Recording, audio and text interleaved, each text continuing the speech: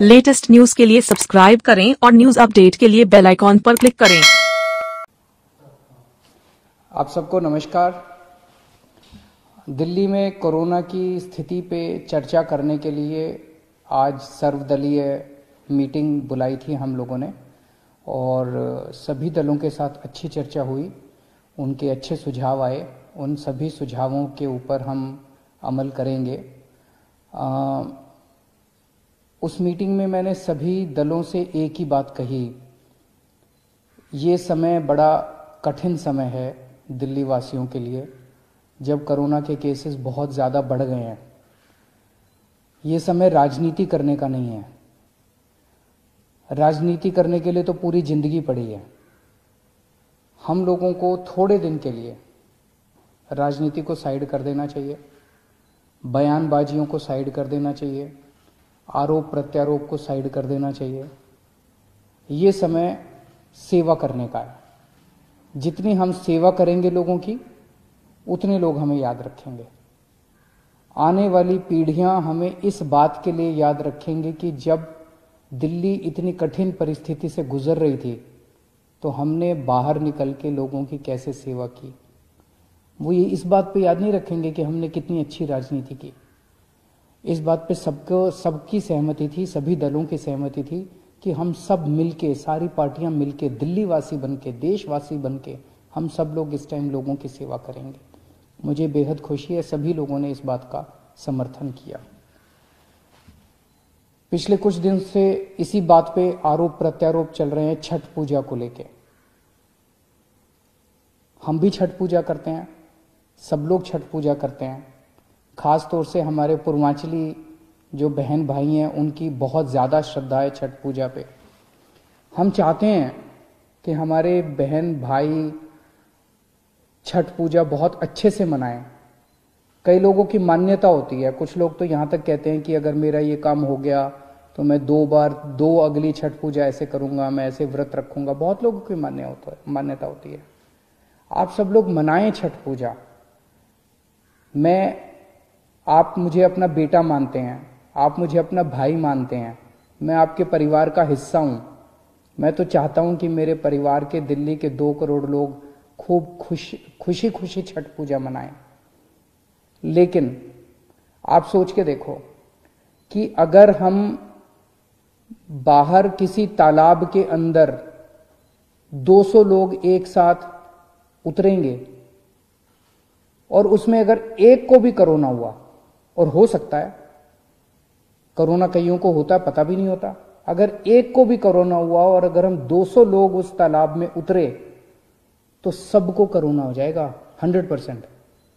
ये सारे एक्सपर्ट्स का कहना है कि उस पानी के जरिए जिस बंदे को कोरोना होगा वो पानी में उतरेगा और वो पानी कोरोना का हो जाएगा, उससे उसका वायरस उस पानी में चला जाएगा और उस पानी से बाकी सबको हो जाएगा। 100% सबको। आप सोच सकते हो कि कितने बड़े स्तर के ऊपर कोरोना फैल सकता है। तो छठ पूजा करने की मनाही नहीं है, केवल और केवल इतनी मनाही है कि किसी भी पब्लिक पॉन्ड पे, किसी भी पब्लिक तालाब पे, किसी वाटर बॉडी के अंदर हम उतर के एक साथ छठ पूजा नहीं मना सकते। अपने अपने घर में मनाते हैं ना इस बार छठ पूजा। अपने अपने बात तो दिल से भक्ति करने की है, अपने अपने घर पे मनाएंगे। और यही सोच के कई सरकारों ने पब्लिक पॉन्ड में, पब्लिक वाटर बॉडी के अंदर, पब्लिक पानी की किसी भी उसके अंदर छठ पूजा मनाने के ऊपर गुजरात सरकार ने सूरत में, अहमदाबाद में पाबंदी लगाई है, मुंबई में पाबंदी लगाई गई है, हरियाणा में पंचकुला में पाबंदी लगाई गई है। तो यही सोच के लगाई गई है। मैं क्यों चाहूंगा कि छठ पूजा धूमधाम से ना मना पाए लोग? हम क्यों चाहेंगे? हम तो चाहते हैं कि सब लोग धूमधाम से मनाएं। जब से हमारी सरकार बनी है, दिल्ली के अंदर छठ पूजा मनाने के लिए कितनी तैयारियां करते हैं। सरकार कितनी तैयारियां करती है, सरकार कितना बजट देती है छठ पूजा की तैयारियां करने के लिए। लेकिन इस बार ये महामारी है और आप ही की सेहत के लिए, अपने परिवार की सेहत के लिए हम ये कदम उठाने पे मजबूर हुए हैं। छठ पूजा मनाएं, अपने अपने घर पे मनाएं। बाहर एक साथ किसी भी तालाब या किसी भी ऐसी वाटर बॉडी में एक साथ ना उतरें, क्योंकि अगर हम उतरे तो सबको एक साथ कोरोना हो सकता है। और मेरी फिर से विनती है, छठ पूजा बहुत पवित्र त्योहार है, कोरोना बहुत बड़ी महामारी है, इस पे राजनीति मत कीजिए। आज की डेट में दिल्ली में 7,461 बेड, लगभग 7,500 बेड अभी अवेलेबल हैं। दिल्ली सरकार के अस्पतालों में, केंद्र सरकार के अस्पतालों में, प्राइवेट अस्पतालों में मिला के 7,461 बेड अवेलेबल हैं। लगभग 446 आईसीयू अभी अवेलेबल हैं। 450 के करीब मोटा मोटा मान लेते हैं आईसीयू अवेलेबल है। और सरकार ने आज कुछ अहम निर्णय लिए हैं बेड, कोरोना के बेड बढ़ाने के लिए और आईसीयू बेड्स बढ़ाने के लिए। अभी पिछले हफ्ते हम लोगों ने कोर्ट की इजाजत के बाद लगभग 30-32 अस्पतालों के 80% आईसीयू बेड्स हमने कोरोना के लिए चिन्हित कर दिए थे। अब ये ऑर्डर आज दिल्ली के सभी प्राइवेट अस्पतालों के ऊपर लागू किए जा रहा है कि दिल्ली के सभी प्राइवेट अस्पतालों के 80% आईसीयू बेड्स कोरोना के लिए रिजर्व किए जा रहे हैं। इससे हमें उम्मीद है कि लगभग 300 से 400 और बेड्स प्राइवेट अस्पतालों के अंदर उपलब्ध हो जाएंगे। जो नॉर्मल बेड्स हैं, नॉन आईसीयू बेड्स हैं, आईसीयू के अलावा जो दूसरे बेड्स हैं, वो अभी तक 50% बेड्स प्राइवेट अस्पतालों में कोरोना के लिए रिजर्व थे। अब इनको बढ़ा के 60% बेड्स को कोरोना के लिए कुछ दिनों के लिए रिजर्व किया जा रहा है, जब तक ये महामारी पीक चल रही है। उसी तरह से जितनी नॉन क्रिटिकल प्लान्ड सर्जरीज हैं, जैसे आपको टॉन्सिल है, मान लीजिए टॉन्सिल का ऑपरेशन कराना है, डॉक्टर ने कल की डेट दे रखी है, लेकिन वो टॉन्सिल का तो ऑपरेशन अगले महीने भी हो सकता है, कोई क्रिटिकल नहीं है। इसी तरह से कई सारी सर्जरीज होती हैं जिनको क्या कहा जाता है, प्लान्ड सर्जरीज। क्रिटिकल नहीं होती, 2 महीने बाद हो जाए, महीने बाद हो जाए, कोई फर्क नहीं पड़ता।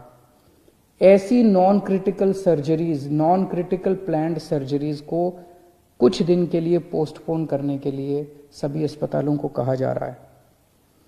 और जैसा मैंने कल कहा था कि आईसीयू बेड्स में दिल्ली सरकार अपने अस्पतालों के अंदर 663 बेड्स की और व्यवस्था, नए बेड्स की व्यवस्था कर रही है। और केंद्र सरकार ने 750 आईसीयू बेड्स देने का आश्वासन दिया है। दोनों मिला के मुझे लगता है 1413 और नए आईसीयू बेड्स, केंद्र सरकार के और दिल्ली सरकार के मिला के 1413 और नए आईसीयू बेड्स इससे उपलब्ध हो जाएंगे।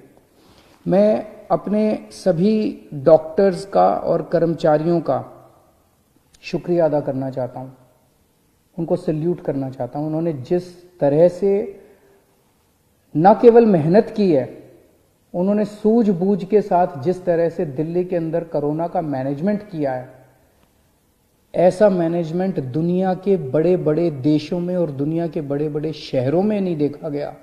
जिस तरह से हमारे दिल्ली के डॉक्टर्स ने और कर्मचारियों ने जिस तरह का शानदार मैनेजमेंट किया है।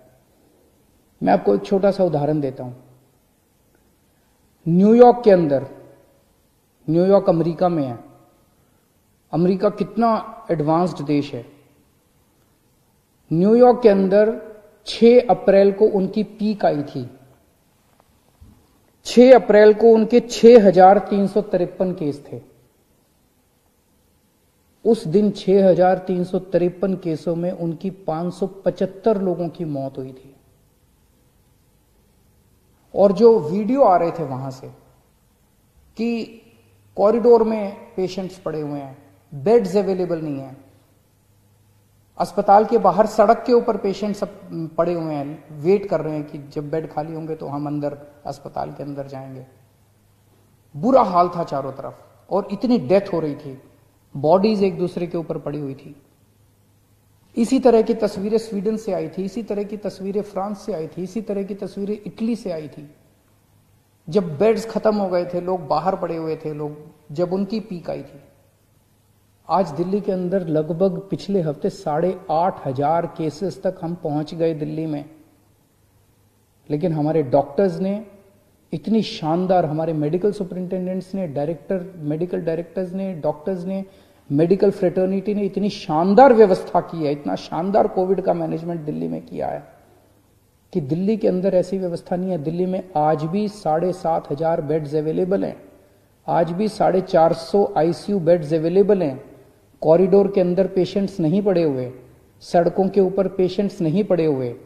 इतनी ज्यादा पीक आने के बाद भी 100-125 के करीब डेथ्स हो रही हैं। नहीं होनी चाहिए, ये भी ज्यादा है, इसको कम करेंगे।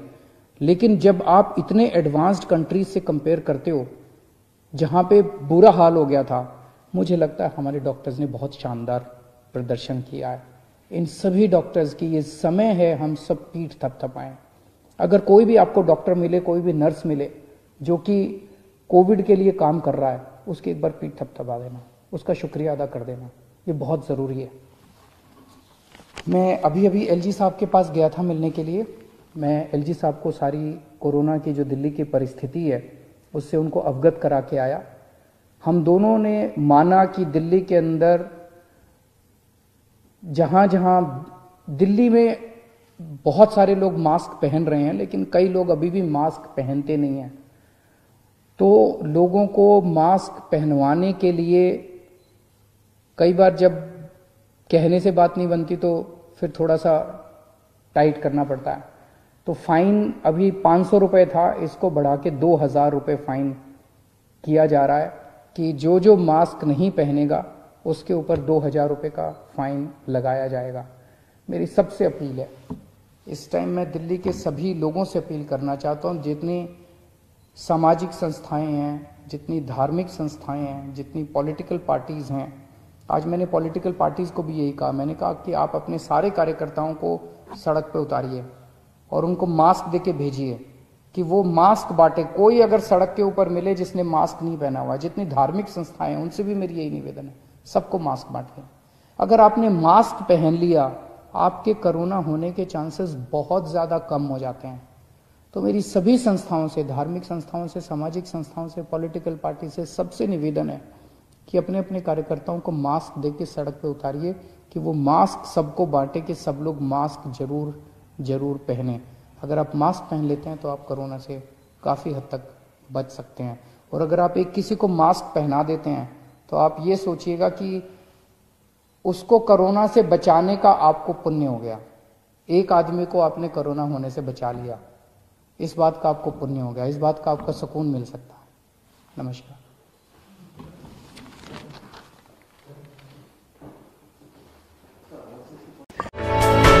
For more news updates, do subscribe, like, share and comment. Clipper 28